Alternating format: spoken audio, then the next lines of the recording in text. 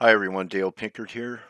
Sunday afternoon, Pacific time, 3:46. We have a little bit of movement in the markets today. I want to start off with what's really in the headlines, especially since we were minutes away from a strike on Iran before President Trump called it off. And that type of geo backdrop makes it real difficult to want to play the short side of crude because of what could happen with overnight risk. But you have to keep in mind that sometimes the best trades are the hardest ones to do to pull the trigger because of it. And at times you have to ignore it. And also, no one has put a gun to your head to trade crude. Technically, I have to say that this recovery was something I talked about, uh, and part of it was Iran, and that, this could be real. But as I look at the market technically here, we have a lot of resistance up here at this 58 to 59 level, especially should we get back to 60. But I'm thinking that there potentially, if you're long and you're fortunate and you caught this, you go the door, you take something off the table.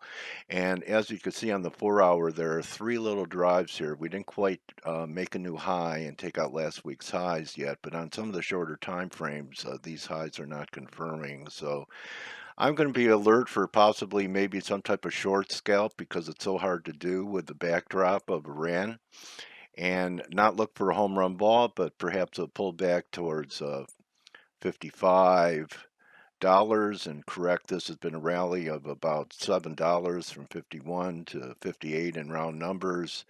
So for us to pull back $3 is reasonable, about 38% retracement. So that's my view on this. Now, if you think people love crude, gold has really picked up something. I never got bearish gold. Talked about silver heading up, and gold now, though, at these levels.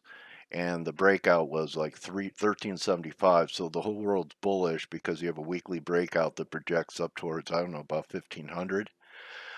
Short term, though, you're looking at commercials being pretty short the gold, extremely short compared to other turns in the market. And as you can see, we have three drive patterns setting up. We're going to need new highs. I'm just ballparking it 1420, 1430. Actually, there's a 1.272 at 1417. Silver is not as strong in the gold silver ratio. It was premature, and that's why I said scale in to sell some gold and convert it to silver. I believe that ratio is making a new high. But for people who like to hear the ice crack, I think there could be a short side opportunity setting up here in gold in the next couple days. So that's what I'm alert for. I think that you have the whole world long. And one thing I can say for sure, if this weekly breakout is negated, that means closing back under, say, 1375 after you get the whole world long.